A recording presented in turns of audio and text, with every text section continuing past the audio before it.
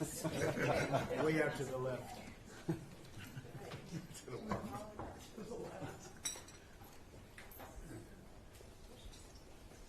Are you able to get them all in the room?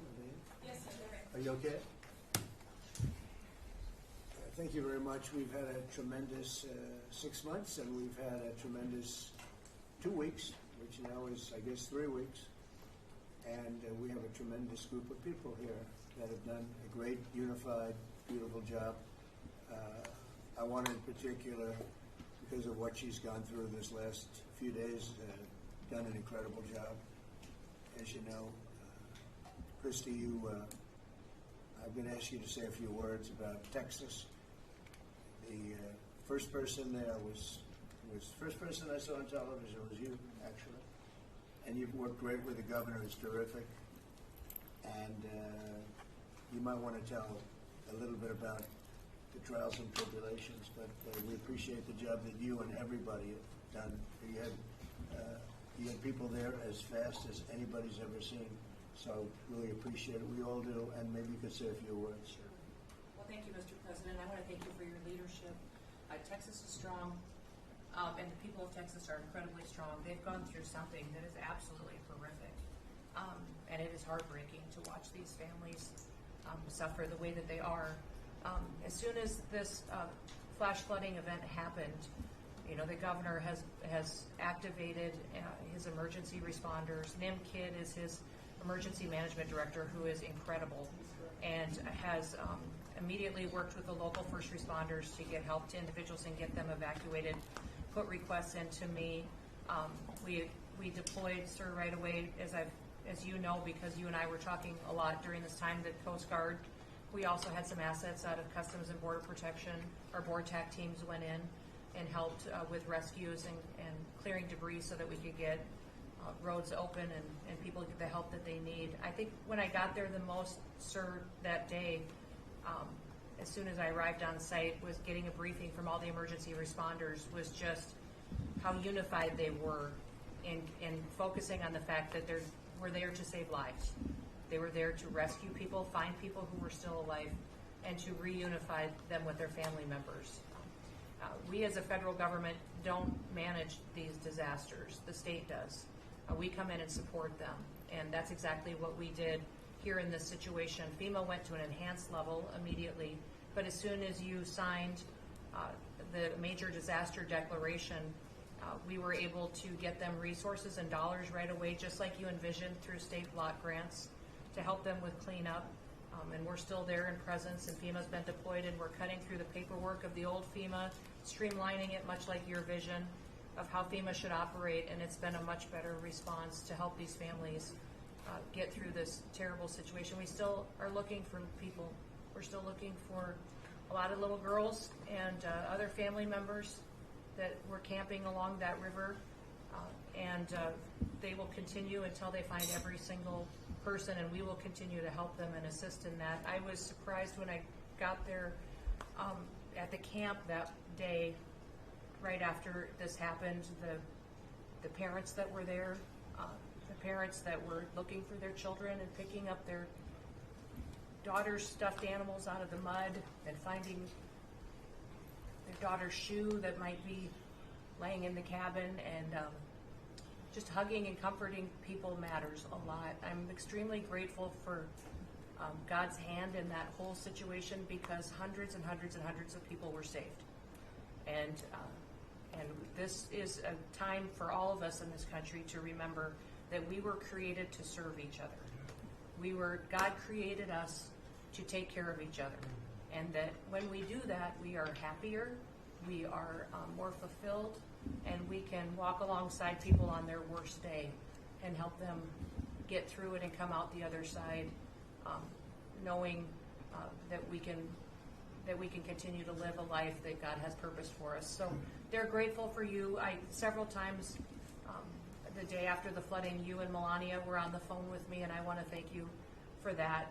That meant the world. I was able to tell many of those folks that I had been visiting with you, and that you had said, whatever they need, Christy, let's deploy it and get it down there and be helpful. And on Sunday, when the families were waiting at a church to identify their children's bodies, Franklin Graham and I called in and prayed with the families and read some scripture with them, and he was incredible in making himself available to that as well. We'll be back down there in a couple of days and continue to do all we can, but this is an unprecedented event. It really is. There's been tragedies like this around the country, but everyone is unique in different situations, and the response the federal government had supporting the state through this, I'm proud of the people that stepped up and immediately came. The Coast Guard, when they came in, they had a difficult time even getting the aircraft in and landed. They had to try several times in the weather to get it in and deploy, and I think we've heard about our one Coast Guard member that was responsible for saving over 165 people, but that entire crew did incredible work. And all the first responders there did incredible work. And I know people are getting tired now, but they're getting reinforcements and volunteers are showing up. And I just want to commend the governor and his team for being the leaders. And they're so thankful that you're letting them make the decisions and manage the response like it should be. And then us supporting them with the resources of the federal government. We've already deployed dollars to the state, much like the block grants that you've talked about. Right. So very grateful for that, sir. There's never been a wave like this outside of the breaking of a dam. This was almost a wave that ended up being 30 feet high, more actually. Now with the dam you can understand it, but this approached almost with that speed. When you see a dam break, it's not a pretty sight. It wipes out everything, and this is the kind of thing that built up so fast. And it's happened 2 or 3 times before over the years, but not to this extent. But tell them when you met the father who was picking up the daughter's clothing. And I had walked through the cabin where all the little girls died, and I had kind of fallen apart in there, but I walked out of the cabin, and a gentleman was standing there, and he said, that man over there needs a hug. And so I walked over to him, and I hugged him, and I said, do you work here? And he said, no, my little girl was in that cabin. And he said, and I just found her best friend about an hour and a half ago. She had passed away. And he just fell apart. And so then we just hugged and talked for probably an hour about that. But then there was the grandpa was there looking for his granddaughter as well. There was a dad there of one of the counselors. The counselor was alive, but she was dealing with the fact that she had hung on to some of these girls and was trying to keep them out of the floodwaters and had gotten hit by something and had lost 2 of the girls and wasn't able to hang on to them and was going to live the rest of her life thinking about that moment when she wasn't able to hang on to these girls. But these parents were picking up their kids' belongings out of the mud and throughout the camp and putting them in bags. And then one of the dads said, I knew 50 of these girls here. So I knew that was her dress, it's my daughter's friend's dress. So he was picking it up and putting it in a bag to return to her parents. And so it was and then the director was there comforting everybody who had lost his father the night before too, and he was still there trying to facilitate all of these parents grieving their children and find them. So the strength of people is incredible. One of the things that I asked there that day was that they all have escorts or counselors when parents come in. So from that point, that when they came into the camp, that they have somebody with them when they're going and looking for their children's belongings or looking for their children. And so, very emotional, but also just so tragic. The relationship with Texas and the governor has been obviously very good for years with me, but the relationship with Texas and their first responders and us with our first responders and lots of other people, and we brought in a lot of helicopters from all over. And we had a lot of helicopters. It was actually dangerous, a lot of helicopters up there, but they were real pros, and they were responsible for pulling out a lot of people, and we got them there fast. And Texas had some good ones too, but the response has been incredible, and the fact that we got along so well, I don't know, I don't even think that's a political thing, but we got along so well, and it was so unified. I think a lot of lives have been saved. That could have been as bad as it was, and you could have lost double or triple, This thing was just really horrible. Well, congratulations on a great job, and appreciate it. I know you're going down. I'll be going down on Friday with First Lady, who will be taking a trip, and we don't want to get in anyone's way because that's what happens. The president goes and everyone's around focused on. I don't want anyone to focus on us, but it's possible they could have somebody saved still. There's a lot of areas. It's a big area, and probably unlikely at this point, but there could be. They're thinking there could be the possibility, but what a tragic situation. A good job, and we'll see you on Friday, and we'll finish out the day here. I think you've been reading a lot about. It's a terrible topic when you talk about financial after this, but we have a big country, and we've been doing very well. The tariffs, as you know, are starting to come in at record levels. Tremendous amounts of money are coming in to our country. We never did that before. We're not used to it. We only have tariffs going out. We only adhere to the rules of other nations who charge us tremendous tariffs because we were led by stupid people or people without any business sense. And I'd like to ask Scott, you could maybe talk a little bit about how well we're doing with regard to the money coming in. And the big money will start coming in on August 1st. I think it was made clear today by the letters that were sent out yesterday and today. Go ahead, please. Yes, sir. We will have taken in about $100 billion in tariff income thus far this year, and that's with the tariff, the major tariffs not having started till the second quarter. So we could expect that could be well over $300 billion by the end of the year. We don't agree with CBO scoring, but for those who do, the CBO scored tariff income over the next 10 years at $2.8 trillion, which we think is probably low. And sir, under your leadership, we're witnessing. And they gave us no credit during this last little, the great, big, beautiful bill. I always use the word great. I add that to it because it really is what it is. There's never been anything like it, actually. And I want to thank all the Republicans that voted for it. And I want to, scold the Democrats because they're voting for tax cuts. They're voting for no tax on tips, no tax on Social Security, no tax on overtime, and many, many other things far more important than that. Great health care. And frankly, every Democrat should lose their election because it was purely political vote. They were told not to vote for it. So think of it. We got 218 to 2, and then with the Senate, we had 50 to 3. Democrats didn't vote at all, not one positive vote, with all of the good things in there. Economic development money, tremendous border money. Now you're loaded up on the border, and I don't think we're going to need so much of it because we had zero come in last month, so I'm not sure how much of it we want to spend. You may think about that. You may actually think about saving a lot of money because the wall's been largely built, and it obviously worked. But you may want to think about that. But so I think it's incredible when I watch the Democrats, and they have standard lines like they had Russia, Russia, Russia. They had the laptop from hell. It all came from Russia. They make things up and they go with it, and they feed it to you people in many cases. And they said, "Here's a line," and I hear the new line is death. Oh, it's death. Everyone's going to die.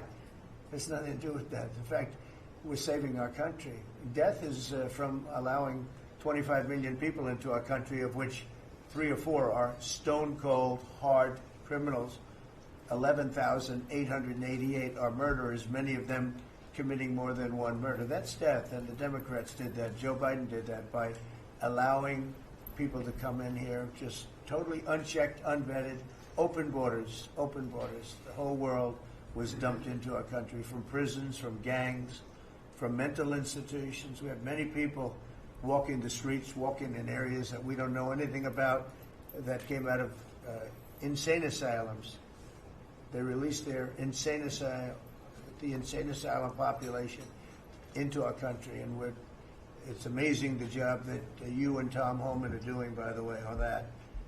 But we have to get them out, and we have no choice. We have to get them out, and we are getting them out.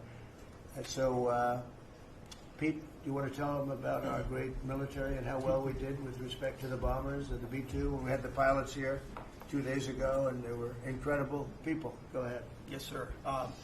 Truly a historic mission. It demonstrated the skill and courage of the United States military. From those B-2 pilots and families that we had a chance to meet, sir, to the fighter pilots, to the refuelers, to the maintainers, to the air defenders who defended the base.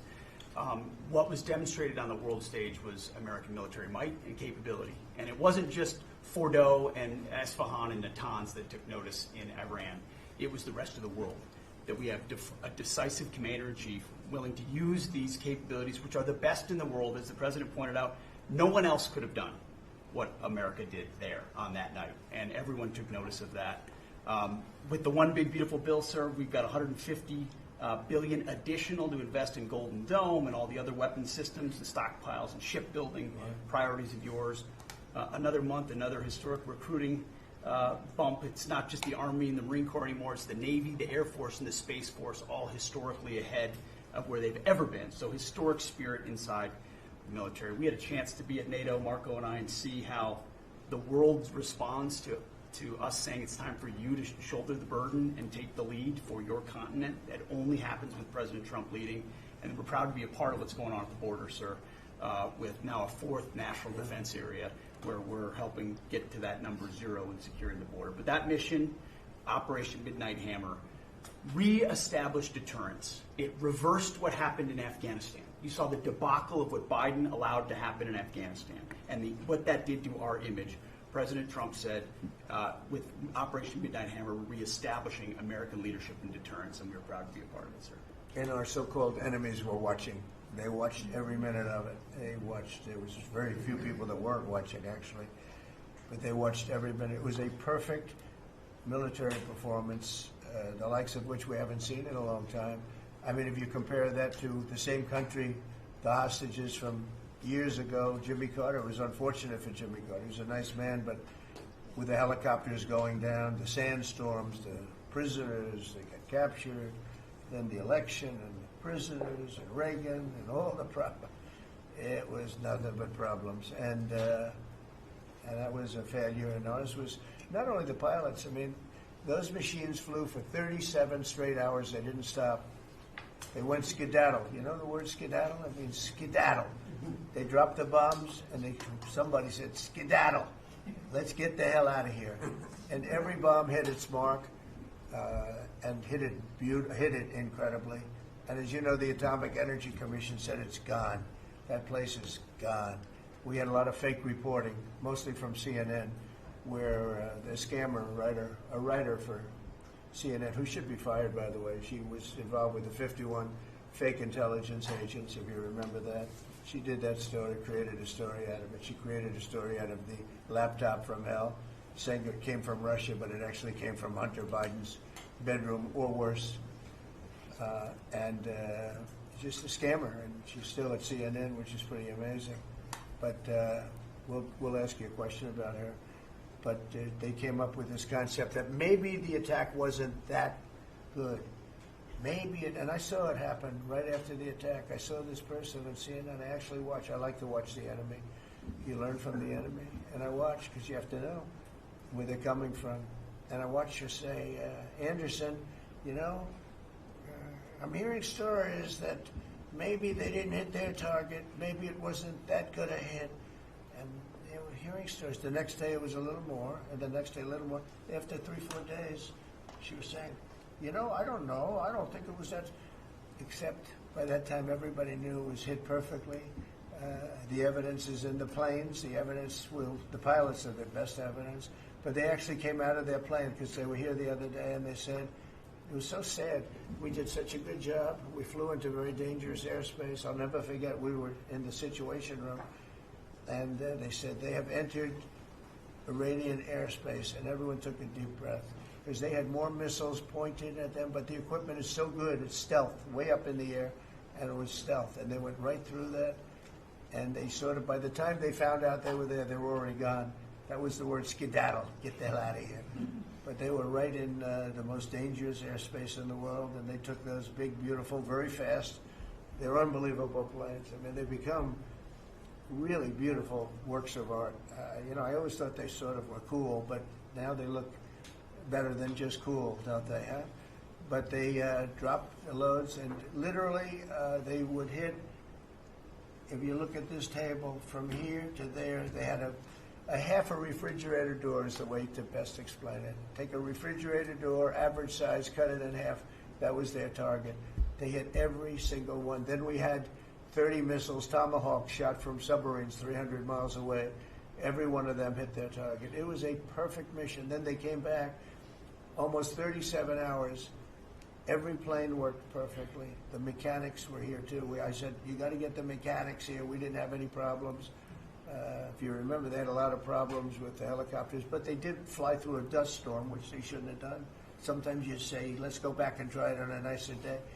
Dust and sand don't work well with helicopters if you know much about helicopters, but that was a horrible embarrassment to us. Then we had Afghanistan, which I think was the most embarrassing moment in the history of our country, and we would have gotten out. I was the one that got them down. I would have kept Bagram, the big air base, which right now is controlled by China, one among the most powerful runways in the world, thick with concrete and steel. Anything could land, and right now they were 1 hour away from where China makes its nuclear weapons. I was keeping it. Outside of that, we were leaving, and I would have been out faster than them, but we would have gotten out with strength and dignity. Instead, that was the most botched up mess I've ever seen. They left all that equipment behind, and every year they have a parade running down some third-rate street with the equipment. It's supposed to be Fifth Avenue. It doesn't work. But with all that equipment that they left, they should have taken every ounce of it. I was taking every ounce. I said every screw, every bolt, every nail you take out of there. And Millie said, I remember one time, sir, we're better off leaving the equipment. Why? Well, it's cheaper. I said, cheaper? You mean it's cheaper to leave a $150 million airplane rather than flying it into Pakistan or India or someplace, or just flying it straight home? It's cheaper. Yes, sir. That's when I knew he was an idiot. Didn't take long to figure that one out. But they left all that equipment, but they left their dignity behind. It was the most embarrassing moment, in my opinion, in the history of our country. Not that we got out. We should have not been there. But that we got out the way we got out, with great embarrassment and death. You had 13 young people. I've gotten to know their families very well, but you had hundreds of people killed that nobody talks about. You had the other side, many people were killed. Many people are walking around with no legs, no arms from that whole thing. They left from the wrong airport. They should have left from Bagram, because Bagram was a big base with hundreds of miles of fencing and territory around it. Nobody would be able to get near it. And they left. So, we've done a great job, and I think people are really starting to see it. They're starting to appreciate it. Pete's done fantastically. That mission was a work of art. And I have spoken to some of our perceived, I don't know if they're enemies, but they're perceived as being potential enemies. And they essentially said the same thing. Very impressive. There wasn't a thing that we didn't lose an engine. We didn't lose it. They landed and they were cheered. But the sad thing was they were cheered, and one of the pilots said, we were a little concerned because when we got out, we were told that on television they were reporting that we may have missed our targets. Sir, we hit every target. That's what I do for a living. We hit every target. In fact, when the bombs hit, a yellow haze came over the horizon that I've never seen before. It just lit up the whole horizon, brighter than the sun. It was like looking into the sun. He goes, we hit our target, because you know what that was exploding. And but they were a little downbeat because they listened to that fake CNN reporting and the fake New York Times. They worked together to try and say that it wasn't perfect. They couldn't say they missed. All they could say is, maybe it wasn't perfect. And you ought to fire that reporter immediately. You should fire her. Real fake. And so I just want to congratulate those pilots. And, a lot of people don't like bringing things like that up. I do. I always like confronting, because otherwise the public doesn't know that you're a bunch of crooked people. But they know, they've learned, and the media has to straighten out their act. The media is down to 17% approval. You got to do a little better than that. It's important for the country that you do better. I think they ought to make a lot of changes. I think changes are going to be made to the media, but it's hard to have a really successful country if you have a corrupt media, and we really have a corrupt media. And nobody really knows why. I mean, why would you want to have open borders and criminals pouring into our country? Why would you want to have men playing in women's sports, transgender for everyone? You know, you'll have to figure that out. But some of you don't. I mean, I'm looking at some people, they love the country, but I look at other people and they can't. But we were really proud of our military. It was, and the people that maybe don't like us or want to play games with us, because I think that had you not had the situation in Afghanistan, I don't think Putin would have gone in. I think when Putin looked at how stupid and incompetent that operation was, he said, wow, this might be a chance. And we're dealing with him now too.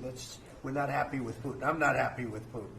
I can tell you that much right now, because he's killing a lot of people. And a lot of them are his soldiers and their soldiers, mostly.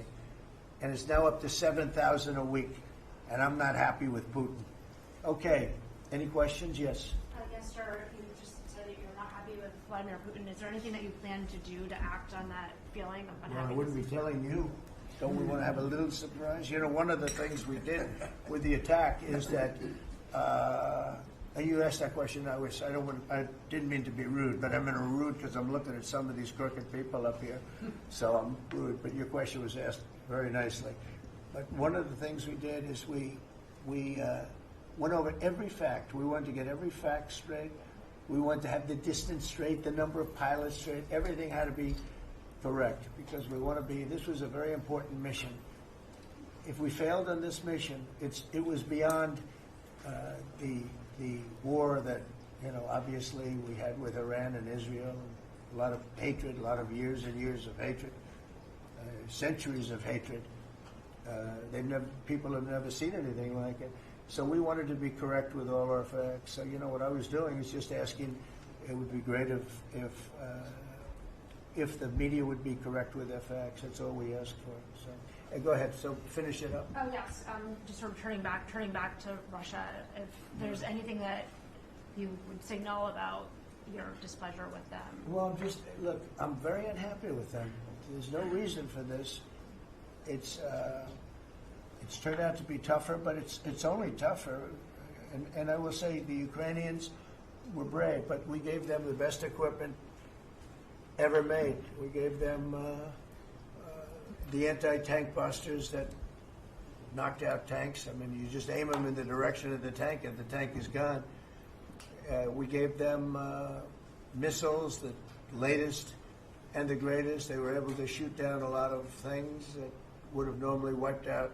You know, probably would have been a very quick war. It would have been a war that lasted 3-4 days, but they had the benefit of unbelievable equipment. And Europe gave them too. We gave them far more because Biden shouldn't have done that. He should have equalized. We should have given him the same, or we should have given actually less than Europe. It affects Europe much more than us, but we're in there for over $300 billion.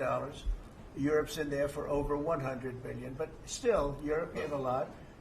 And I will say this, the Ukrainians, whether you think it's unfair that we gave all that money or not, they were very brave because somebody had to operate that stuff. And a lot of people I know wouldn't be operating it. They wouldn't have the courage to do it. So they fought very bravely. But we gave them the best equipment in the world. We make the best military equipment by far. There's nobody close. You look at other equipment from other countries, it's not even close. That's why everybody wants to buy our equipment. And that's why we're going to step up these contractors now that make it. And they're brilliant, but they make it too slowly. And we have to step them up, Pete, and let them make it at a much higher rate. Unfortunately, we have to do that. But if you look at our Patriots, if you look at our Tomahawks, if you look at our, well, what we do with tanks is you wouldn't want to be driving a tank. You would feel nice and secure. But they are javelins, they're called. And I gave them the javelins. Remember they said Trump gave the javelins and Obama gave them sheets. Right? They called Obama at that time. Barack Hussein Obama, if you haven't heard, did a terrible job. But that was a war that should have never happened, and a lot of people are dying. and it should end. And I don't know, we get a lot of bullshit thrown at us by Putin, for you want to know the truth. He's very nice all the time, but it turns out to be meaningless. Do you want to sanction him? Lindsey Graham has a sanctions bill on Russia. Do you want him to move I'm on looking that? at it, yeah, no, I'm looking. The Senate is passing and passed a very, very tough sanctions bill. Yeah, I'm looking at And it. you'd sign that? It's an optional bill. It's totally at my option. They pass it totally at my option and to terminate totally at my option. And I'm looking at it very strongly. Yesterday you said you want to see more weapons. Go ahead, please. The Council of Economic Advisors released a new report saying that imported goods have actually decreased in price from December I know, it's not through March. amazing. Well, my question is, With the tariffs. the Fed chairman keeps saying that tariffs are going to cause price increases. Are we Are the sure? prices just not Chairman passed of the through? Fed? Yes, exactly. Are the You prices, do a better job than him. are the prices just not passed through yet? No, I think what's happening is everything's evening out. You know, when we charge, see, what people don't understand, the other countries have been charged, almost every country charges us tariffs. We had deficits with everybody for years, for decades. And we were like this big monolith that made bad deals with everybody. We rebuilt South Korea and we stayed there. It's okay, we rebuilt it and we stayed there. And they pay us very little for the military. I got them to pay billions of dollars, and Biden then canceled it when he came in. I said to South Korea, as an example, we give you free military, essentially, very little. And I think you should pay us $10 billion a year. And they went crazy. But they agreed to 3. So I got 3 with a phone call. And I was satisfied. I said, but next year we have to talk. And then we had a rigged election, and we never got to talk. And you know what Biden did?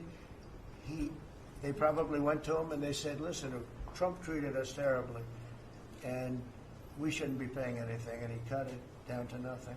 So that's what happens. It's ridiculous. That's the other thing. We're talking to countries about contributing to the military, not only just paying more in NATO, but contributing. We have 45,000 soldiers in South Korea. We have 45,000 soldiers in Germany, 52,000 actually. And that's a huge economic development for them. That's tremendous amount. That's like having a city. It's tremendous money for them, and it's a tremendous loss for us. So we're talking, in a very nice way, we're talking to them about it. It's very unfair. We supply the militaries to many very successful countries. I mean, South Korea is making a lot of money, and they're very good. They're very good, but, they should be paying for their own military. President Trump, could I ask you a question about Jerome Powell as well, and then a question to the Attorney question General? about what? Jerome Powell, and then I have a question for the Attorney General. Jerome Powell, who you've been pressuring to lower interest rates, he's facing accusations of lying to Congress, which is a potential crime about the Well, opulent. he should resign immediately. We should get somebody in there that's going to lower interest rates. Do you want congressional Why don't you Republicans call to for his resignation? Do you want congressional Republicans to investigate and It's pursue? okay and with punish? me. I think he's terrible. I think, look, we're paying, I call him Too Late. T-O-O, Too Late, like Too Tall Jones for the Dallas Cowboys, right? Too late. He's always late. But he wasn't late with Biden before the election. He was cutting him like crazy. It didn't help too much, did it? But he was cutting him like crazy before the election with Kamala. And Biden, he was trying to get them in, I guess. I don't know. He was recommended by somebody that worked for me. I like you better. If I could ask the Attorney General a question too. Sure. Your memo and release yesterday on Jeffrey Epstein, it left some lingering mysteries. One of the biggest ones is whether he ever worked for a American or foreign intelligence agency. The former Labor Secretary, who was Miami U.S. Attorney Alex Costa, he allegedly said that he did work for an intelligence agency. So could you resolve whether or not he did? And also, could you say why there was a minute missing from the jailhouse tape on the night of Saturday? Yeah, sure. If Hey, I Pam, could, could I just interrupt for Sure. 1 second? Are you still talking about Jeffrey Epstein? This guy's been talked about for years. You're asking, we have Texas, we have this, we have all of the things. And are people still talking about this guy, this creep? That is unbelievable. Do you want to waste the time, and do you feel like answering? I don't mind answering. I mean, I can't believe you're asking a question on Epstein at a time like this where we're having some of the greatest success and also tragedy with what happened in Texas. It just seems like a desecration, but you go ahead.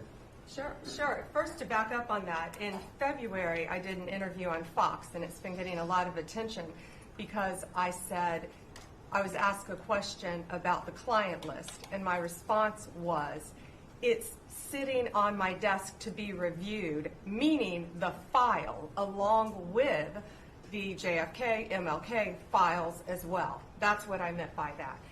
Also, to the tens of thousands of video, they turned out to be child porn downloaded by that disgusting Jeffrey Epstein. Child porn is what they were. Never going to be released, never going to see the light of day.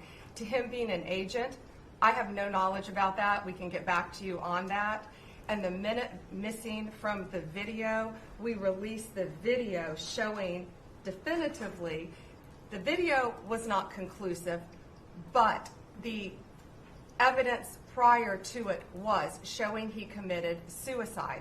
And what was on that, there was a minute that was off the counter.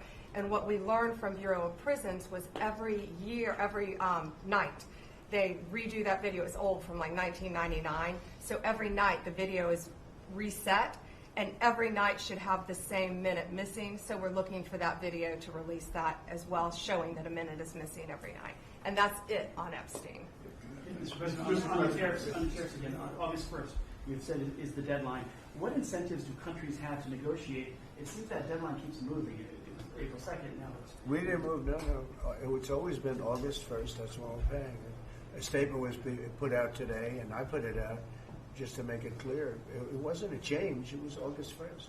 We don't change very much. Every time we put out a statement, they say he made a change. I didn't make a change.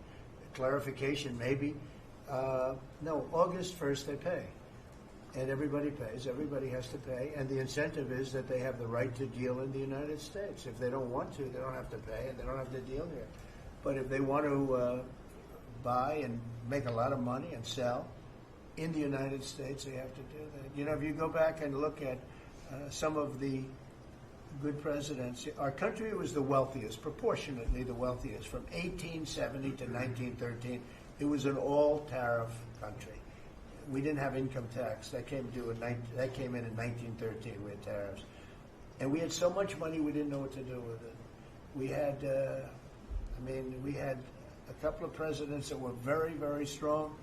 McKinley, I guess more than anybody, but he was the tariff king, but he was very, very strong. It's sort of sad. He made a fortune for this country, became very rich, and then Teddy Roosevelt went out and vice president, and he spent the money. And they said Roosevelt was a great president. And let's say he was a great president, but the money was paid by McKinley with tariffs. Tariffs are charged by other countries at levels that are ridiculous. And I call those other countries, and every one of them is willing to give us everything now, by the way, just so you know. Sir, we'll charge you no tariffs, nothing. We'll give you everything. We'll give you access to our markets. We'll give you everything. Is that a correct statement, Scott? Yes, sir. Howard, would you say that's a correct statement? Exactly correct. It's like they just don't, because they're very spoiled, because for years they ripped us off and we didn't have a president that understood it, or Secretary of Treasury or Secretary of a lot of different secretaries are involved, but certainly Commerce Secretary was, not doing their job. I don't know about Kelly. She's small business. We'll keep it that way, okay?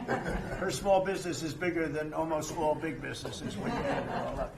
But no, they are very respectful of our country. But the incentive is that they have the right to do business with us.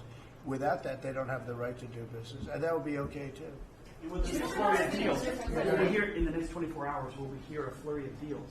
Yeah, we have a lot of them going out, but the deals are mostly my deal to them. We're picking a number that's low. We don't want to hurt them, and fair. We're picking a number that's lower than, in most cases, lower than what they charged us. But it's amazing when you've paid all this money for years and they get one president that's a little bit different and a little tougher on this subject, and they're willing to drop everything they've been charging us for years and years. We have countries going, you don't have to pay any tariff to come in and do business. They're giving us total access to their countries. They gave us no access to the country. They'd say, well, you cannot go into our country. Okay, good. Now we will give you total access and you don't have to pay any tariffs. but please don't charge us tariffs. And we don't like that deal. So the letters I send out are, we have made some deals. We can make a lot more deals. It's just too time-consuming. It just makes it more complicated. And we can do things over the years too. You know, we're not hard line, but it's about time the United States of America started collecting money from countries that were ripping us off, and laughing behind our back at how stupid we were. Okay? Thank you. Mr. President, on the tariff issue, so you've talked about India coming, but then a couple days ago you issued a new tariff threat to members of the BRICS countries for if they aligned with anti-American policies. 10% charge. That would be India, Brazil, That's Russia, right, they have to pay South Africa. 10% if they're in BRICS. Because Right. BRICS was set up to hurt us. BRICS was set up to degenerate our dollar and take our dollar as the standard, take it off as the standard. And that's okay if they want to play that game, but I can play that game too. So anybody that's in BRICS is getting a 10% charge. Is that immediate, sir, or is Yeah, that pretty if soon. they engage in some behavior? Well, if they're a member of BRICS, they're going to have to pay 10% tariff just for that one thing. And they won't be a member long. I thought BRICS was, I said this about a year ago, and it largely broke up. But, there are a couple that hang around, but I thought it largely broke up. BRICS is not, in my opinion, not a serious threat. But what they're trying to do is destroy the dollar so that another country can take over and be the standard. And we're not going to lose the standard at any time. If you have a smart president, you will never lose the standard. If you have a stupid president like the last one, you would lose the standard. You wouldn't have the dollar as you. And if we lost the world standard dollar, that would be like losing a war, a major world war. We would not be the same country any longer. We're not going to let that happen.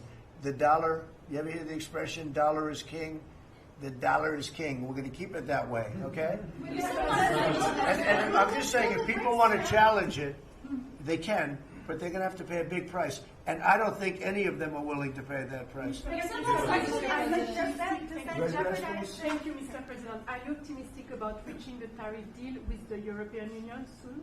Well, the European Union has been speaking to us, Ursula and the whole group, and they've been very nice. They treated us very badly until recently. Now they're treating us very nicely. It's like a different world, actually.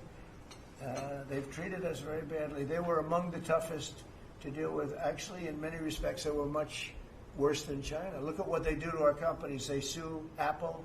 They sue Google. $17 billion they got from Apple on a lawsuit that they didn't have a case. They have, judges that are European Union judges. And they ruled, they take so much money away from our country in terms of that, in terms of other things that they do. They're very tough. But now they're being very nice to us. And we'll see what happens. We're probably 2 days off from sending them a letter. We are talking to them. I just want you to know, a letter means a deal. A lot of people say, we got 200 countries. We can't meet with 200 countries. We have a few trusted people that know what they're doing, that are doing a good job, but you can't do it. You have to do it in a more general way, but it's a very good way. It's a better way. It's a more powerful way. And we sent them a letter. You read the letter. I think it was well crafted. And mostly it's just a little number in there. You'll pay 25%, 35%. We have some at 60, 70. Those are ones with massive, where we have massive trade deficits because they've treated us very badly. But I would say in every case, I'm treating them better than they treated us over the years. Don't you agree with that? I do. I could have done much. I could have been much harsher. I don't want to do that. We want to have relationships, but in every case, they treated us far worse than I'm treating them. I'm treating them very good. I could go higher with the tariffs, but I don't want to hurt them. That's why when you just read it, you come up with the number. It's so incredible that prices are actually going down. Just so you know, when I got in, everyone said, eggs are going through the roof. That was I was in for about 4 days, and they started screaming at me about eggs. They said, that's Biden's problem. I didn't know about eggs. But eggs went up about 5 times. You did a fantastic job. And we ended up shortly getting, in fact, for Easter, they said, go out and buy plastic eggs. You can't use real eggs. Well, we bought 200,000 eggs for the White House for the Easter egg hunt, that we have at the White House, and there were eggs. We had the price down, and now the price is lower than it was before. We did a good job with eggs, but we did a good job with groceries. Our prices are down in this country. A big part of it's oil. The oil. You had a couple of places last week. You had $1.99 for oil, for gasoline. Nobody thought they'd see that. I want to get it lower if I can. But we've done a good job. You've done a very good job. Do you want to say a couple of words about that, you and Chris, about what's happening with energy? Well, absolutely, but I would say on the pricing side, President Trump, the fact that you've endorsed and supported a policy of energy dominance, that sends a signal to the market that we're going to have more supply. You talked during the campaign about inflation being a country buster. You've broken the back of inflation. In 6 months, among all the other things you've accomplished. We have no inflation. And we've got, and then heading into the 4th of July, these were the lowest gas prices at the pump in 4 years. And again, for Americans, this is like hundreds of billions of dollars that stay in their pockets because we lowered the price of gas at the pump. But when we lower the price of energy, it lowers the price of food. It lowers the price of the clothes you wear. It's the biggest thing. It's the biggest thing. It's like a big tax cut. When you get energy down, every 50 cents is like a massive tax cut, and we've gotten it down much below that. You know, we had great energy, great low prices, everything else. When the election turned over, I'm trying to be nice about it. It turned over, shockingly, but nevertheless it happened.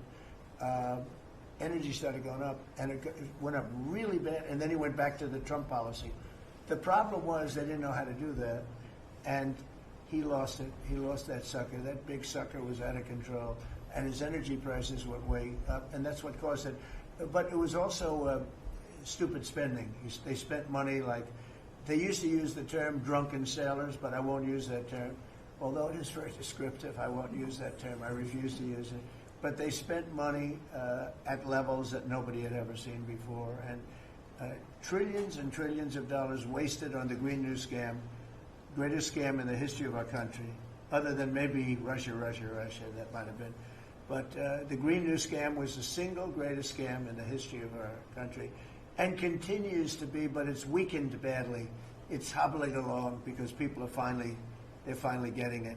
But they spent trillions of dollars on the Green New Scam, getting nothing for it. Devised by a couple of young people that weren't even good college students, you know? Not even good students. Check out their marks. Yeah? Can I say something on Mr. President on what you said last night? Not for CNN. You said you Not were for CNN. Go ahead. In the last jobs report, Mr. President, in the last jobs report, the manufacturing jobs actually lost 7,000 jobs. When will the investments that you've been talking about have an effect Well, on they're building the plants now.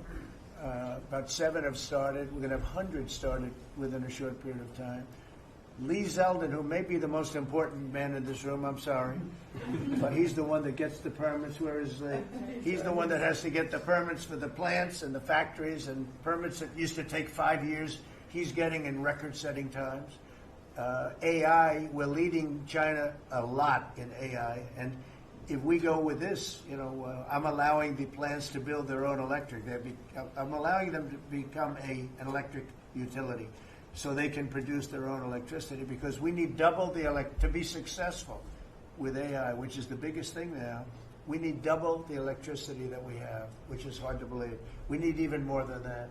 And they're building plants with their own electricity substations. They don't have to use the grid. And anything they build extra, they're putting into the grid. So we're supplying the grid with brand new electric sources. And you know, it's funny, when they came to see me, they never even asked for that. I told them about it. The reason they didn't, they thought that was an impossibility. You're not allowed to build your own electric. These are massive investments that are being made in building electricity for their plants. And they're going to have, I think, Doug, a lot of electricity left over. And that electricity is going to be passed into the grid and give us no more, you know, like you look at California. They have blackouts and brownouts every week. They're totally out of control. They have a really incompetent governor. Where's Chris? Is he here? Do you want to speak to the subject? Yeah, I think a huge thing in the One Big Beautiful Bill, Mr. President, because of your leadership, is the ending of these subsidies, as you call them, the Green New Scam. That saves our country $500 billion over the next 10 years. But American taxpayers were paying twice. They were paying that money, $500 billion in the subsidies, and they were paying more expensive electricity price. If you subsidize something, you should at least lower the cost of it. But in this case, we were subsidizing something and paying more for it. So the one big beautiful bill had two huge things: ending wasteful spending. Wind, solar, and batteries combined are 3% of U.S. total primary energy. 3% for $1 trillion, another $500 billion coming. That's just not a good investment, hurting our businesses, hurting our consumers. And that one big beautiful bill also unshackled oil, gas, and coal development in the United States, onshore and offshore. Secretary Burgum has been working tirelessly on how, by getting the government out of the way, private businesses will develop more resources in the United States, lowering costs for American consumers and making much better leverage for the United States to help our allies abroad and reduce the power of our adversaries abroad. So just a huge win on the energy front all around, and I thank you for your leadership. We're setting records now on energy, and there'll be nothing compared to what they'll be in about a year from now. But we're setting records, and wind is a very expensive form of energy. It's very bad for your beautiful surroundings, the plains and the valleys, and the birds are dying all over the place. You know, the whole thing is a disaster. They're almost exclusively made in China. Not that I have anything against China, because I don't have a great relationship with President Xi, but I asked him, how many wind farms do you have? He makes them, but they don't have a lot of wind farms, I'll tell you, very, very few. And wind is tremendously expensive and is very ugly. And if you own a house that's inside of a windmill, your house is worth less than half. And you hear noises. And interestingly, in New England, you probably read, where for 50 years they had 2 wells washed up, 50 years. And last summer, they had 14 washed up. Now, I'm not saying that's the wind farm that was built, but maybe it is, right? Probably is. It's tremendously expensive, and it can only be done with subsidy. You know, I know a man that's in that business, and one of the biggest in the world actually runs a company that builds these stupid windmills. And he said, I hate the business because it's the only energy where you need subsidy. He said, energy shouldn't need subsidy. You should make money with energy. So wind. The other one is the solar, those big solar fields. They're taking our farmland. Our farmers are like mortified by it. They hate it. It's very, very inefficient and very ugly too. You know, probably better than a windmill, but you go around and you see all these things that are 3 miles long by 3 miles wide, and you say, what the hell is that? And it's a lot of plastic from China. It's plastic, black plastic from China. Now, we want to be smart. We're going with, look, China right now is building 58 coal-fired plants, 58 big ones. They have 62 on the books to build. We've reintroduced clean, beautiful coal, because you know you can do a lot with coal now. Clean, beautiful coal, and natural gas, and all of the other things that we have. But we don't want wind, and we don't want solar, because they're a blight on our country. They hurt our country very badly, and smart countries don't use it. Solar sounds good, I will say, and I like, on occasion, you'll see a roof which is made of solar brick, but it's a smaller use. We need the kind of thing that's going to fire up our plants, and it's not going to be wind, you know, that is very intermittent, as you probably know.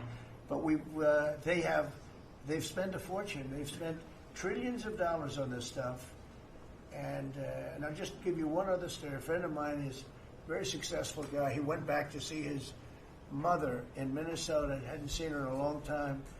And he wasn't back for 10 years, which isn't a nice story. I mean, you don't see your mother for 10 years. She's got some difficulties, which I know the guy, he does have some difficulties. He's very successful, but probably not the nicest person. It was actually longer than 10 years, but he went back and he told me he wanted to go and look at the valley. There's a valley in Minnesota that he thought was so beautiful. And I hadn't seen it in a long time. And he's driving along the road and said, oh my, I'll use the word gosh, oh my gosh. He said, oh, he said it looked like a junkyard. You had 159 windmills. They were all over the place. Some were old, some were newer, different companies, different shapes, different sizes, different colors. Many of them were terminated meaning closed. You can't take them down because the environmentalists don't let you bury the blades because they're made out of a fiber they say is bad for the earth. So they want you to put them up, but they don't let you take them down. But many of them were turned off. He said it looked like a junkyard. Go to Palm Springs, California, and take a look at that pile of junk. And you go into a wealthy neighborhood. Before you get there, you have to ride through hundreds of windmills that are, most of them are turned off. They're rotting, they're rusting, they're 30 years old, 20 years old, and they have a very short life. You know, those windmills have a very short life, especially the ones that are in the nice salty Atlantic Ocean and Pacific Ocean, where the salt just gets under that steel and decimates it. Now, it's a horrible, horrible thing for our country. And I speak out. It would be nice to say wind, because it sounds so good, doesn't it, Doug? Wind, wind. But it's not. It's these ugly machines, and they're all made. You got to see. Some are a little taller, a little shorter. They're made by different companies. They have different stocks. They have different blades. They have different everything. It is so horrible. And if you look at smart countries, they don't use it. Smart countries don't use it. And we're now a smart country. We're a brilliant country. We're not smart. We're brilliant now. We're going to be a brilliant country. We have to be, because we have to catch up for some really stupid people that did a bad job. Yes, Brian? Yes, Mr. President, I've got a quick comments and feedback as a native Texan, someone that I grew up bringing my kids to a camp very near the affected camp now. Thank you on behalf of Texas. I've gotten hundreds of messages that want to thank. It's if you're in the cabinet room, you can tell the president and his team, on behalf of Texans, thank you so much for the quick response and the loving and the hugs. I saw that you gave. Two quick questions. I saw a Palestinian senator. His name is Schumer. He's a great Palestinian. No, he's a Palestinian. He's become a Palestinian. He's abandoned the Jews. But I saw him say, it's Trump's fault. Yeah, that's right. It's Trump's fault. He was actually, do you ever see John Lovitz, The Liar? Where he goes, yeah, I went to Harvard. That's right. This was Schumer. He goes, yeah, it's Trump's fault. That's right, it's Trump. I actually saw that stupid guy try and blame it on me, and I said, man, that's a tough one to take. But his career is limited, because I hear AOC is going to beat him, and she's no bargain either, by the way. Go ahead. Well, just say that's the example of an America First team effort to get this country back. So that's what America First looks like for the viewers watching us at home. My two questions. Looks like we have a rogue judge, an Obama-backed rogue judge that is attempting to block the funding to Planned Parenthood, which the big, beautiful bill cuts off the funding to Planned Parenthood. Any plans to challenge that? Okay. Absolutely. Yes, we're on it. We're on it. And I texted, I believe, I talked to yesterday Secretary Lutnick and Secretary Besson. I reached out to you to let you know that we were on it in the big, beautiful bill. Wonderful. And then my I second... let her handle that question. You notice? I said, go ahead, handle that question. Toss it to her. Then my second question was Secretary Rollins. You did an amazing press conference today in front of the Department of Agriculture. You talked about the Farm Act and the need to get China out of our country, owning farmland. For the viewers at home that might have missed that, can you recap what that means to national security, to make sure we can grow our own food? Well, thank you, Brian, sir, if you don't mind. Yes, this morning Secretary Hegseth, Secretary Noem, and Attorney General Bondi and I had a press conference at the USDA. I just happened to have a chart in case it came up, but obviously the Chinese owning of farmland in our country is a massive national security issue. And for the media, you can see the yellow is where all of the farms have been purchased over the last number of years, and the red is around all of the military bases where that farmland has been purchased. So this is a massive national security issue. The press conference this morning included 3 of our greatest governors as well, Sarah Sanders from Arkansas, Jim Pillen from Nebraska, and Bill Lee from Tennessee. The states have begun taking a leadership role to ban the purchasing of China farmland. Obviously, Congress needs to step up and catch up, and we're going to be working alongside of them as well. We had some of our members, great members of Congress there, but it is time. And I think that this morning was symbolic of many things. The first of this administration working every day to effectuate President Trump's leadership and unequivocal support of America First, but second, just how close we are as a cabinet. I don't know in any other administration that you'd have 4 cabinet members at the USDA on a Tuesday morning when it's about 110 degrees outside with the sun beating down on us talking about Sir, your vision. So I think it was a great day. It was just the start. There's an executive order coming and some other things coming behind that. But protecting America's farms isn't just about protecting our farmers. It's also about national security. So that's what we discussed this morning. I do want to say that I think we have had a really good relationship with China lately, and we're getting along with them very well. They've been very fair on our trade deal, honestly, and I hope we're going to have a great relationship. It's a big, strong, powerful country. We're more powerful than they are.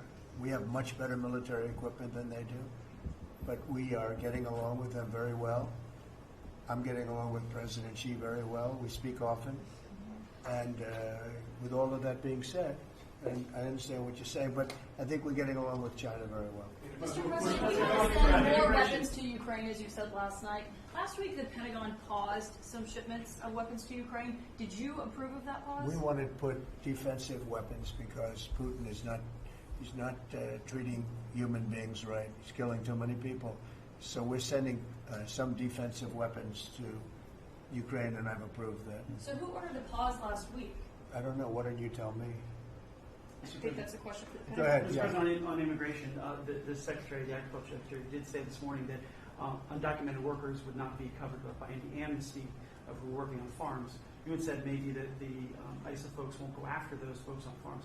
So which is it? There's no amnesty. What we're doing is we're getting rid of criminals, but we are doing a work program. Do you want to explain that, please? Yeah, this morning we talked about, of course, this was a top of mind question. This morning we talked about protecting the farmers and the farmland, but obviously this president's vision of no amnesty, mass deportation continues, but in a strategic way, and then ensuring that our farmers have the labor that they need. Secretary Chavez-Durimer has been a leader on this. Obviously, this comes out of the Labor Department, but moving toward automation, ensuring that our farmers have that workforce, and moving toward an American workforce. So all of the above. We've got to give the farmers the people they need, but we're not talking amnesty.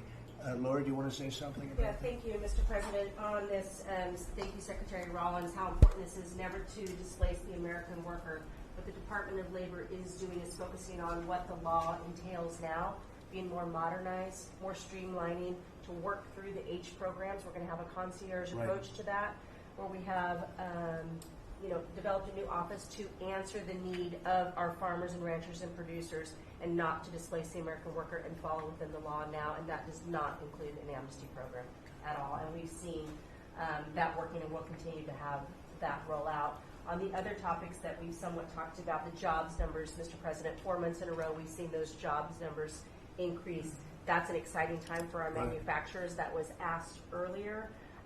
We know it's going to take some time, but through that deregulation process that Lee and I are working on as well, the Department of Labor has rolled out 63 new deregulations that we're going to be moving through. In the first Trump administration, it was successful with over 30. We've just rolled out 63 new ones in order to double down on those manufacturing companies to let them know that we have signaled through this process that we will assist them in getting the workforce that they need.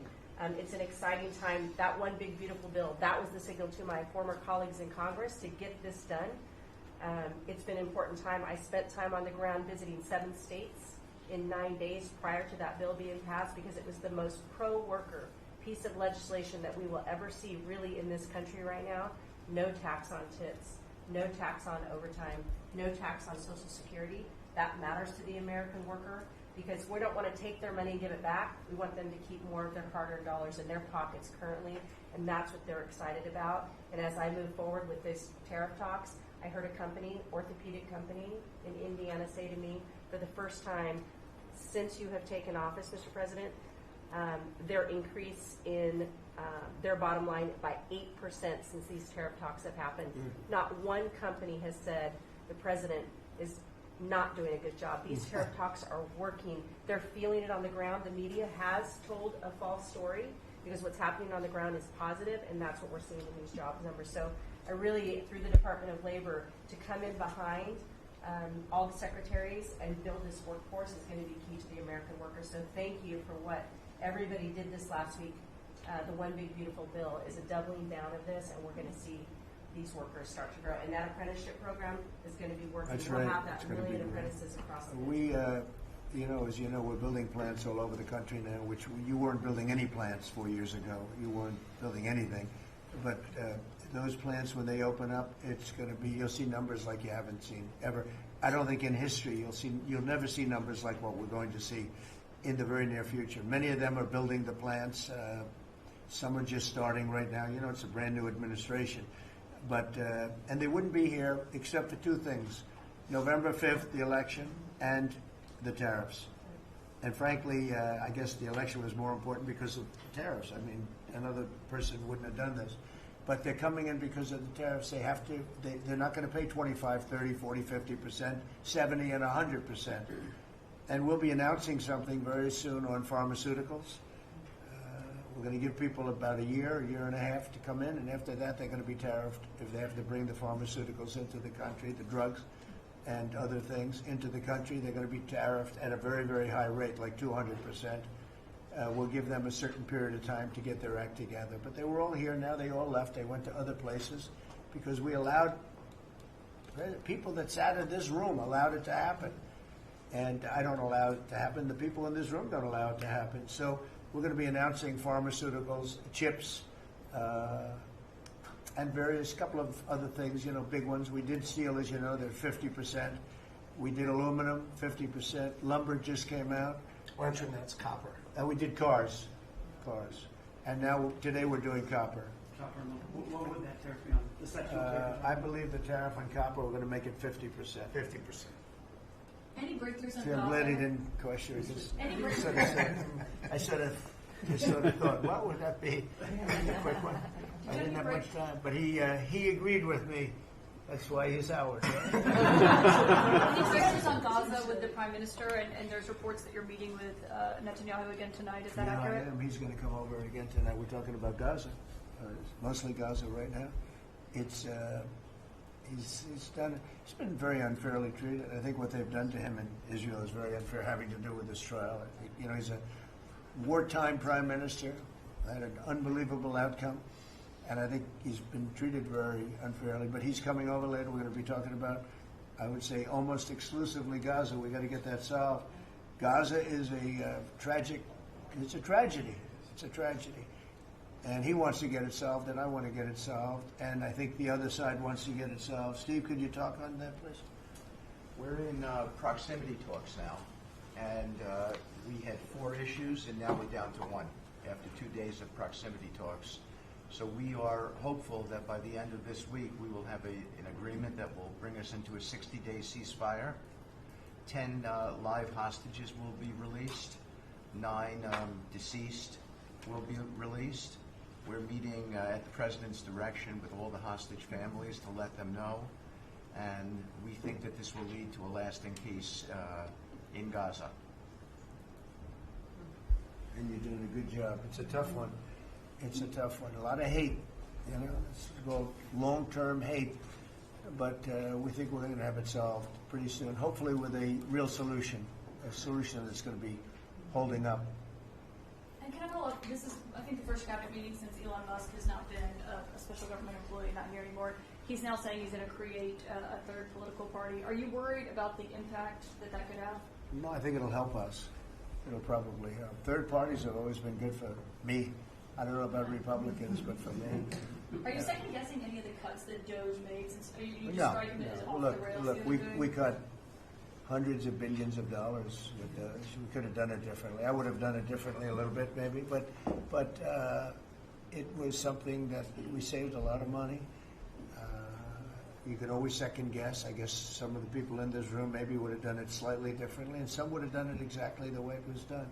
But it was dramatic, and it was important, and we found a lot of things like billions of dollars given to people for environmental protection, where they had $100 in the account, like in Atlanta, Stacy, and then you had another one with $20 billion here, and $20 billion here, and $2 billion here, and $15 billion, and Lee, you might want to mention just a couple of those things. We we really got because of DOGE.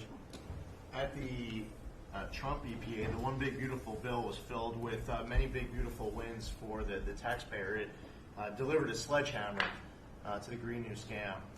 Billions of dollars rescinded. It's a big deal for the American taxpayer who sees money go through pass-throughs that are filled with self-dealing and conflicts of interest.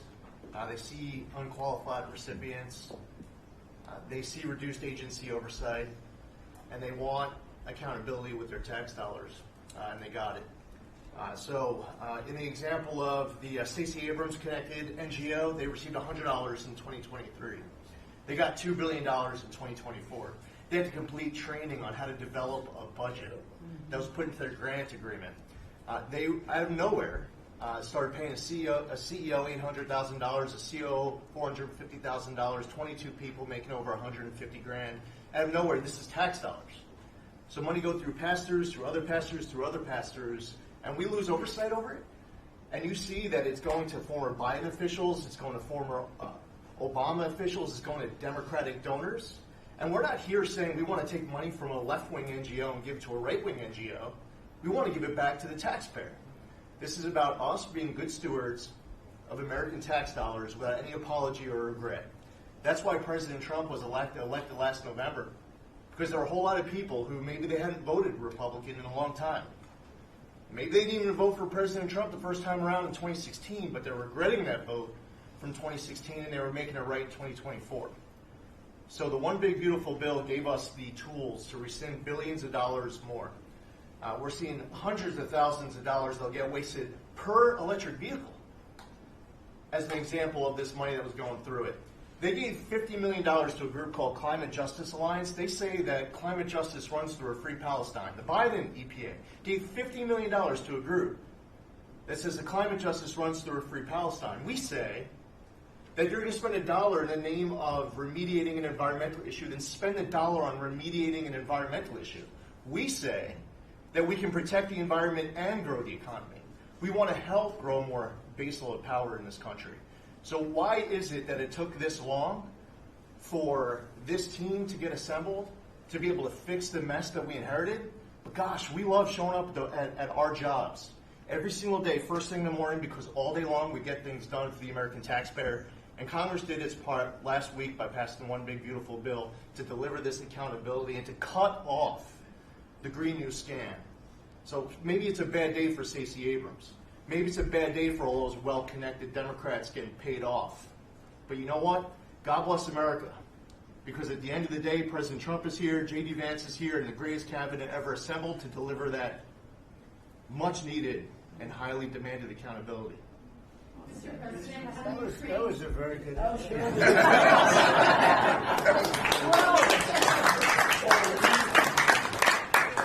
And that's from the heart.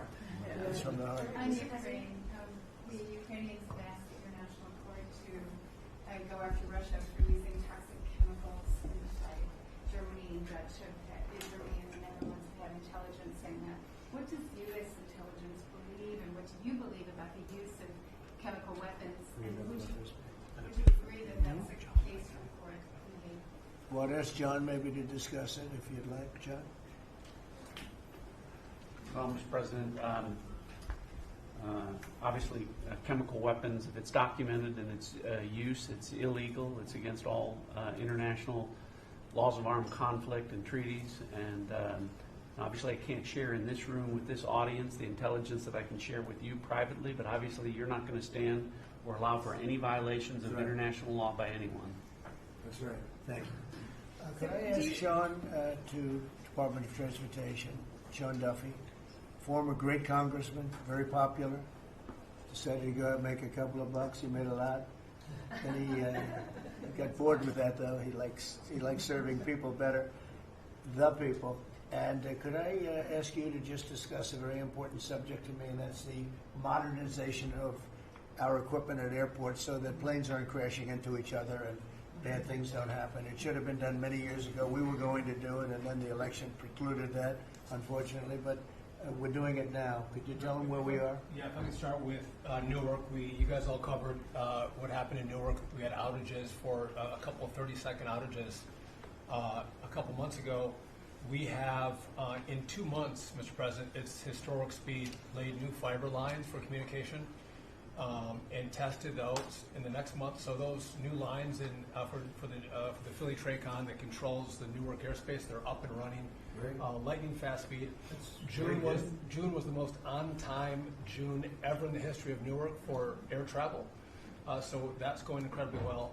By the way, we shouldn't have dealt with this because Joe Biden and Pete Buttigieg had moved the center from New York to Philadelphia. They didn't test the lines. They didn't do the work, which is what brought us all these problems.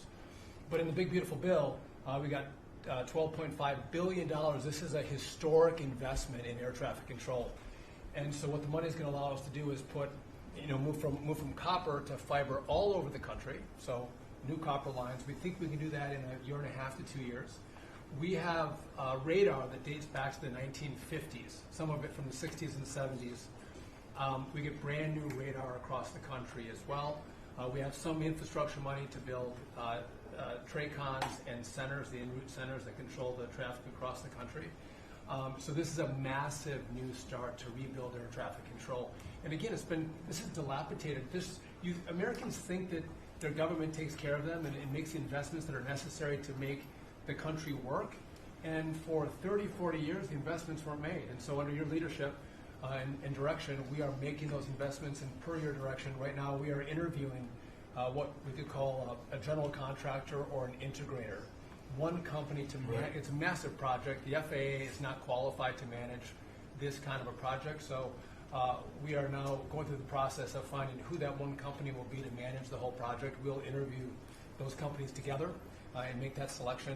So we'll write one big, beautiful check to one beautiful company that'll be responsible for this whole build. But if I could just make one last point, this is not enough money. We're going to need more.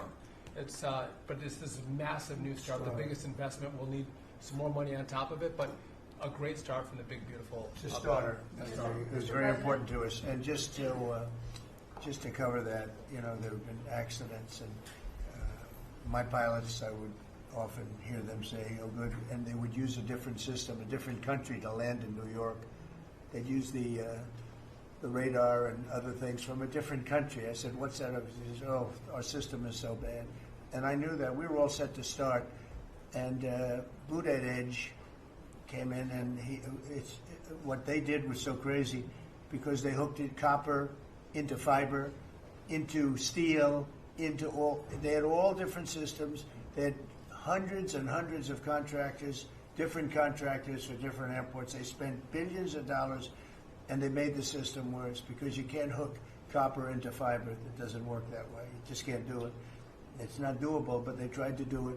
Didn't work out too well. And in the end, it was just a complete disaster. We want to have one great company. Now, Raytheon's going to bid. IBM's going to bid. We have 5 or 6 bidders that really are good and do this stuff. And we want one, because I know about overruns. I look at the railroad out in California, headed up by one of the worst governors in our country, who I used to get along with, actually, but he's just, when you lose 25,000 houses and you would have had your cities burned down. If we didn't step in, Los Angeles would have been burned to the ground. But you look at that, and I said, I really know how to build, and you got to have one guy, one contractor, one great one, whether it's IBM or Raytheon is good, but you have 4 or 5 that are really, really great, and they're all bidding against each other. But you don't want to have one doing the wire and one doing the digging and one doing the demolition and then they're all saying they all blame each other because they're saying they were late and therefore you have to pay me millions of dollars more money. I know the system so well, and we're going to have a great company do the whole thing. We're going to get a fantastic price. Maybe we'll get them. They're very big and very strong, and maybe we'll get them to make a contribution toward getting it done at the right price. But we're going to have a great system. When we finish, we will have the best system on earth, done by one of the 2 or 3 best companies. There are only a few companies can do this. This is not. But if you would have seen what this other group did, they were going crazy. They had, I heard 3,000 contractors And then when it all came together, guess what? It didn't work. It's a disaster. So we're going to have in a pretty short period of time, it'll take us about 2 years to build it, and we'll have a contract given out probably over the next couple of months. We have some great bidders, some great companies that want to do the job. You're going to have great air traffic control. Just to make one last point on this. So the last administration signed a contract with an American company to fix the copper to fiber, and that contract was a 15-year contract. The system is failing today, but that's how idiotic and incompetent the last administration was. And under your leadership, we're saying, listen, we don't have time. We don't have 15 years. We don't have 5 years. We have to do it right now. And so the president always talks about on time and on budget. We have embraced that. We are going to be on time and on budget. And by the way, you mentioned a train out in California. Stay tuned for probably give us 5 days and you'll have an answer on what's going to happen with the $4 billion that we potentially have invested on a train that's going to go nowhere. It's going to be $120 billion that'll never connect San Francisco to LA. Again, the last administration wasted so much money on projects that never work. If you're going to have high-speed rail, you're going to invest billions, we should actually have high-speed rail in America, not boondoggles that fund political friends and allies and family They had members. from San Francisco, inside of San Francisco to inside of Los Angeles. Should have never been built because airplanes do it better. And you could drive it. You could drive it. No problem with driving it. The roads aren't even crowded.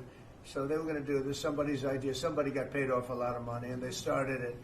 It was going to cost a very small amount of money, and it ended up costing literally hundreds of times what the original. And now what they did is they said, well, going into the city is too big a deal, so we'll leave it 25 miles short of the city. So now they're leaving it. They're not going to finish it, really. It's not the same project. So now they're leaving it outside of San Francisco and outside, short of each. They just want to get it done, and I've never seen cost overruns. You know, if you have a cost overrun of 10%, you should be ashamed of yourself. 20%, you should not do any more jobs. This is a cost overrun of 2,000%, something like that. It's unlimited, and it's not finished. And maybe it will never get finished. And I told Sean, look at it from every standard, but we don't want to, you know, we have federal money going into that, and it's like throwing it out the window. So whatever you can do to stop it. $15 billion and not one track has been laid. $15 billion and we're 16 years into the project, not one track. Mr. President, on New York, you're the most prominent Republican in the country from the city. What do you want to... Anywhere else? Well, I don't want to be a wise guy. Perhaps I could. Maybe Marco. But how do you want Republican voters in the city to vote in the upcoming mayoral election? Should they vote for Eric Adams? Should they vote for Sliwa? Should they pick someone else? Look, number one, you have a communist running, and you shouldn't vote for him. He's a disaster. He's leading. He's got the Democrat nomination because that shows you where the Democrats have gone. He actually wants to take over the grocery stores of John Catsimatidis, who's a great guy, a rich guy, grocer, does a good job, wants to take over. He actually called me the other day. He's concerned his stores are going to be taken from him, and they won't be run like John runs them. Believe me, he runs a good operation. But he actually said he wants to run his own grocery stores.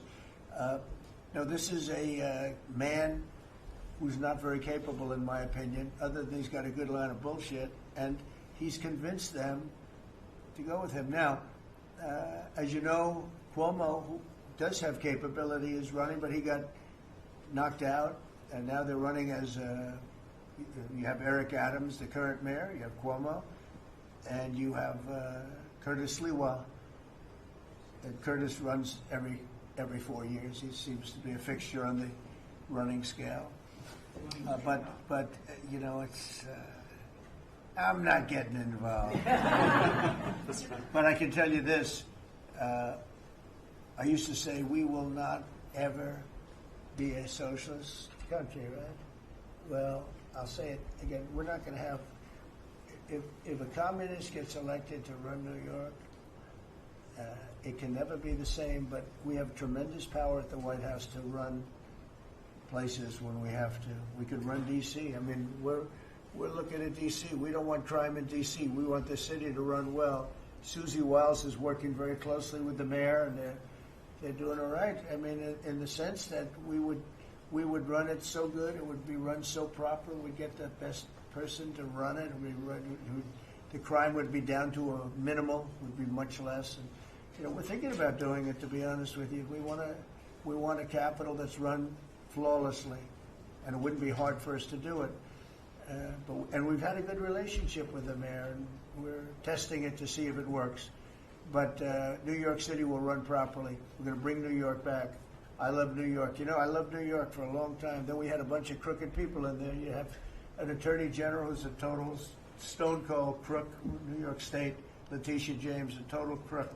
All they do is want to go after political opponents. They do what's ever expeditious for them. She's the one that took out Cuomo because she wanted to run for governor, and then she ended up getting 1% of the vote. She polled at 1%. She dropped out, went back to attorney general. You have a lot of crooked things going on in New York. We're going to straighten out New York. Maybe we're going to have to straighten it out from Washington. But when I see a communist who has actually gotten a Democrat, pretty much gotten a Democrat nomination, they also went to that new form of voting, which is a beauty. You go in there in third place, you come out in first. That's that form of voting that they have gone to. You know what I'm talking about. It's not too good. We're going to do something for New York. I can't tell you what yet, but we're going to make New York great again. Also, we're going to make it great again with the country. What we've done in this country in the last 6 months, nobody has ever seen it. And I told the story. The King of Saudi Arabia was over there. They gave us $5.1 trillion between Saudi Arabia and UAE, Qatar. 3 stops, $5.1 trillion coming into our country as an investment, biggest investment ever made. And it's all going to good stuff. I mean, all real big, good stuff. Energy projects, big, big things. But they all 3 told me essentially the same thing. We thought your country was dead, and now you've got the hottest country in the world. We're right now riding the hottest country. We all, and you can all be proud of it. We're in the hottest country. This is the hottest country in the world. There's nobody close. Made hotter by some great pilots and great machines that nobody else has. Those great, big, beautiful machines, they rode those machines right into the toughest territory, and nobody knew what the hell happened. And then they hit their targets perfectly, and it was complete and total obliteration. And that's why that war ended, Steve. They told me that's why the war ended. The war ended when they saw that. It was over. And we're very proud of it. But we have the hottest country in the world right now, from a country that was close to dead. And if I didn't win, if you would have had the other person win, we all know who she is, whether it was she or Biden. They're the same. He may have been more competent than her, and that's hard to believe, right? But if you had that ideology in, I don't believe you would have had a country anymore. I think you would have had a country that was broken up. But we had a dead country. Now we have the hottest country in the world, and everybody knows it, and everybody said it. Mr. Vice President, do you have anything to say? Well, thank you, Mr. President. I just want to say that I'm very proud of the whole team. I think everybody has worked together. You see Pete and Marco and Steve working on some of the diplomacy, Christy and Pam working on the border. We just have a really, really solid team, and we've done a lot of good work. And in particular, I want to congratulate the White House staff led by the President on getting the One Big Beautiful Bill passed. I was personally skeptical, sir. I never told you this, but I was skeptical we'd be able to get that thing done by July 4th. We did it because we worked together and we worked very well. So it's an honor to be a part of it, but I'm really proud of you guys for doing a great job. The beautiful thing about it, it had something for everyone. That's right. Most people said it had to be broken into 7 bills. It's so big. The problem was that some of those 7 have nothing for anyone, but they had to be done for the country. You know, sometimes you have to do things for the country that aren't necessarily popular. We had a couple of them, and that wouldn't have worked. So the One Big Beautiful Bill, many people said it could never be approved. Too big, too everything is too much. But it had something very big and very important for everyone, and it's great for the country. And remember, the Democrats have come up with a false narrative, you know, just whatever. It's just a line that they send to everybody and they print. I think in the case of this, it's death, death. Everyone's going to die. I heard that. Everyone's going to do just the opposite. Everyone's going to live. What we're doing is saving our country and making it much bigger, better, and stronger than it ever was. I'd like to ask, Marco's been doing such a great job. Do you have anything to say? Well, it's just going through a list here, Mr. President, and I think the Vice President's pointed out to the great team you have, but and all these achievements that have happened domestically. But you think about it, under your leadership, we prevented and ended a war between India and Pakistan. NATO's now at 5% for the first time ever, the highest numbers ever. A peace deal between the Democratic Republic of Congo and Rwanda. A 12-day war that ended with an American operation that we're the only country in the world that could have done. Hopefully, pretty soon, a peace deal between Azerbaijan and Armenia. The entire Middle East and the infrastructure of it has the potential now to change because of Syria and Lebanon, and it hasn't even been 6 months. Sure. It hasn't even been 6 months, so it's a great testament to your leadership in this. Well, thank you very much, and you've done a fantastic job. Could I just ask Linda, she's involved in so much, she's so talented and so good, and she's working on a couple of little things like Harvard, who was given $5.5 billion over a short period of time. We caught him on that one. It's crazy, but you're working on so much. You want to bring education back to the States. How are you doing? Well, absolutely, and thank you for the opportunity. I think on the big, beautiful bill, what we saw, was school choice. That's finally on a national basis at the state level, but there are opportunities now for scholarships, more and more of them for kids who are in failing schools. It's going to be a big turnaround. I think one of the biggest accomplishments we had over the past week was University of Pennsylvania with the Title IX ruling that Leah Thomas was stripped of her title. Riley Gaines and Paula Scanlon and other women who have stood, so strong against men and women's sports. And when you put out the executive order, that just solidified and gave them the opportunity. So those are a couple of really, really big wins, and thank you for that opportunity. And how are you doing with Columbia and Harvard? We're negotiating hard. I think we're getting close to having that happen. It's not wrapped up as fast as I wanted to, but we're getting there. Okay, good. And you've done a fantastic job. Thank you very much. It's been a good team. Yep. Team You have a great around team. this table. A lot of people would help with that. That's right. Thank you very much. Maybe just in closing, we spent a lot of time, effort, very little money on this room. This is called the Cabinet Room. It's been here for a long time, and it had some pictures that were not many of them and not very good ones. And I actually spent time in the vaults. The vaults are where we have a lot of great pictures and artwork. And I picked it all myself. I'm very proud of it. That's Andrew Jackson, great Andrew Jackson. That's a gentleman named, and we call him President Polk. He was sort of a real estate guy. He was, people don't realize he was he was a one-termer, but he was a very good president. And I'm not sure I should be doing this, he actually gave us the state of California. He was the one. He was the one. So I'm not sure. Maybe he won't be there for long. But if you notice, the frame is the exact same size, almost, as the other one is Andrew Jackson. So that was a part of the reason, too, I have to be honest. But Polk was actually a very good president who's got the same frame that I needed, okay? And up here you have the original George Washington right behind the light. And then you have Dwight Eisenhower, who was a very underrated president. He built the interstate system, and he was the toughest president, I guess, until we came along. But I don't mind giving up that crown, because I don't want to be too tough on it, but we want to be humane. But he was the toughest president on immigration. He was very strong at the borders, very, very strong. And sometimes you can be too strong. He was a very good president and very good general and a very good president, and I thought he deserved a position somewhere on this floor. And then you have, this is very exciting to me, he was not a Republican, to put it mildly, but he was, he was a four-termer. He was Franklin Delano Roosevelt. And if you notice, there were a lot of ramps outside. We have ramp. People say it's an unusual place for a ramp. It was because of him. He was wheelchair bound, but he was an amazing man. It's an amazing portrait, and we used to have him in the room, a different portrait, and it was a terrible portrait. It was almost like it was done by a child. And I used to say, I can't believe that he would have approved of that portrait of himself. And I was in the vaults and looking at things. I said, what's that? And we have some great curators here. We have 6 curators at the White House. They have 2 for paintings, they have them for furniture, they have them for different things. I guess cost is no object. Okay, cost is, maybe I'd have 1, but that's all right. But we have 6, and they're very talented, though. And he said, that's a picture of FDR. I said, really? Let me see it. They took off the wrappings, very well preserved. And I said, that's the picture they've been looking for years. That was the picture of Franklin Delano Roosevelt. And I said, oh, wow. And likewise, that frame-wise, it just doesn't work.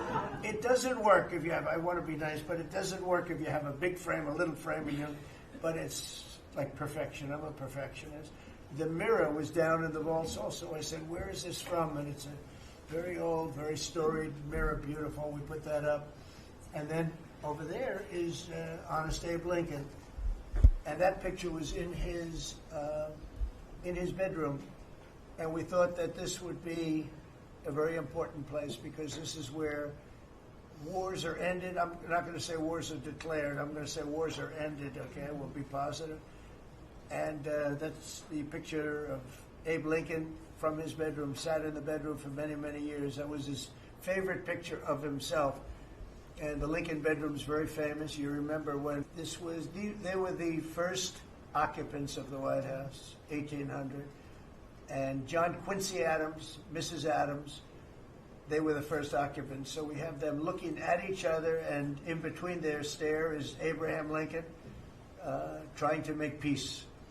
And that picture was in a room that I have that was not important like the cabinet. I gave it up. I said, I have to give it up because that's one of the greatest pictures of the White House. The White House is tremendous art. And the Oval Office, when we're there, we'll go over that. That's really been something. Then we got the drapes, so we got the whole thing. We got new drapes. We got new, wasn't a big expense, very, very small. And we took some of the chinaware and silverware and trophyware, they call it, from the vaults, and we had it cleaned up, hadn't been shined up in 100 years. Some of this has sat in the vaults for over 100 years. Amazing.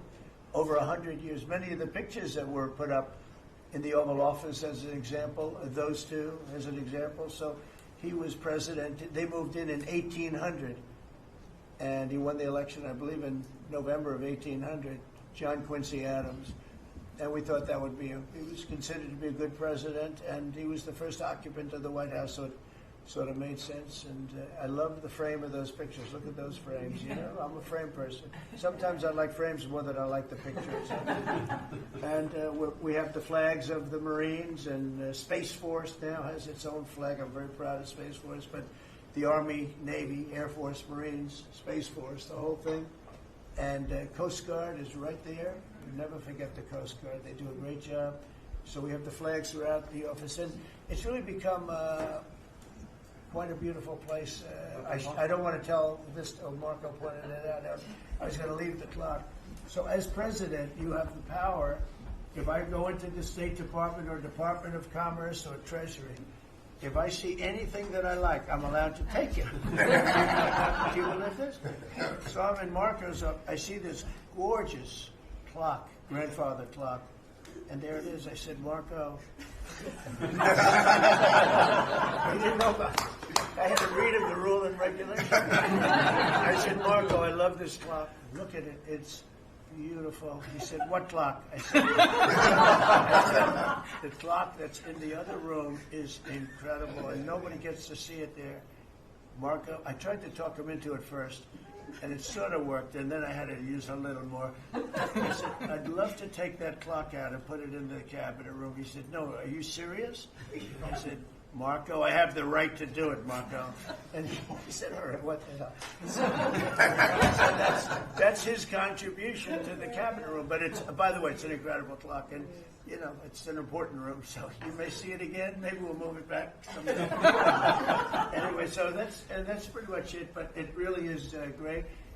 Here we put out, you know, these lamps have been very important, actually. Whether people love them or not, but if you see pictures like Pearl Harbor and Tora Tora Tora, you see movies about the White House, where wars are being discussed, oftentimes they'll show those lamps or something like those lamps, something that looks like them, probably not the reals, because I don't think they were allowed to. This is a very important room. This is a sacred room. And I don't think they made movies from here. You never know what they do. But they were missing medallions. See the medallions on top? They had a chain going into the ceiling. And I said, you can't do that. You have to have a medallion. They said, what's a medallion? I said, I'll show you. And we got some beautiful medallions. And you see them. They were put up there. It makes the lamps look better. So we did these changes. And, you know, when you think of it, the cost was almost nothing. We also painted the room a nice color, beige color. And it's been really something. The only question is, will I gold leaf the corners? You could maybe tell me my cabinet could take a vote. You see the top line moldings, and the only question is, do you gold leaf it? Because you can't paint it. If you paint it, it won't look good because they've never found a paint that looks like gold. You see that in the Oval Office. They've tried for years and years. Somebody could become very wealthy, but they've never found a paint that looks like gold. So painting it is easy, but it won't look right. And the question is whether or not we should gold leaf it. Linda, do you have an opinion? I gold leaf it. You like it the way? No, I gold leaf it. You'd gold leaf it? Yeah. Who would gold leaf it? Could I raise you? How about, would you gold leaf it? I was going to ask about McKinley, one of your favorite presidents. Well, McKinley was a great president who never got credit. In fact, they changed the name of Mount McKinley, and I changed it back because he should have been. The people of Ohio were he was the governor of Ohio. The people of Ohio were very happy when I did that. They were very insulted. They took the name of Mount McKinley off. That was done by Obama a little while ago, and I had to change it back. I changed it back. He actually was a great president. He was a president. He was the tariff, the most, I guess, since me. I think I'm going to outdo him, but he was a tariff president. He believed that other countries should pay for the privilege of coming into our country and taking our jobs and taking our treasure. That's the way he explained it. They took our jobs and they took our treasure, and for that they should pay. And he made them pay, and he built a tremendous fortune. In fact, in 1887, they had the Great Tariff Committee was set up in 1887 because our country had so much money, we didn't know what to do with it. And they set up a committee of, as they called them, elites, a term that we have to change because I think a lot of the people that are elites aren't elite. I think the people that aren't elite are elite, so we're going to have to maybe switch that around somehow. But they had a committee that was set up to spend the money because it was such a large amount of money at that time. It was nobody had seen anything like it. And it all came in from tariffs. And people didn't pay tax. There was no income tax system. I told you that came back in 1913. That came back and lived well for a while. And then you had the Great Depression. And then later they tried to bring back tariffs, but the whole thing was, this was after the Depression. That was one of the great misconceptions. Is people like to say, "Oh, but it was during the." But no, the country had a Great Depression, and then after the Depression, long after it started, they brought back tariffs to see if they could save it, but it took them really 25 years. When you say about 25 years to get out of the Great Depression, a lot of people don't understand that. But I thought it would be interesting for you to get a little view of this room. This is a very important room, very powerful room, great room. And we've done similar, but even beyond this, in the Oval Office. We brought back pictures of some of the great presidents. Many of them were in the vaults for over 100 years. Originals all, beautiful, beautiful things. And rather than sitting in a vault downstairs for 128 years, I thought we should display that, and we did that, I think, in a really good way. We've gotten very high marks. But it's interesting. People walk into that room and they look around the room. They don't even want to talk to me. They could look at it for hours. It's funny when people come into the Oval Office. It's such an incredible. It's a sacred place.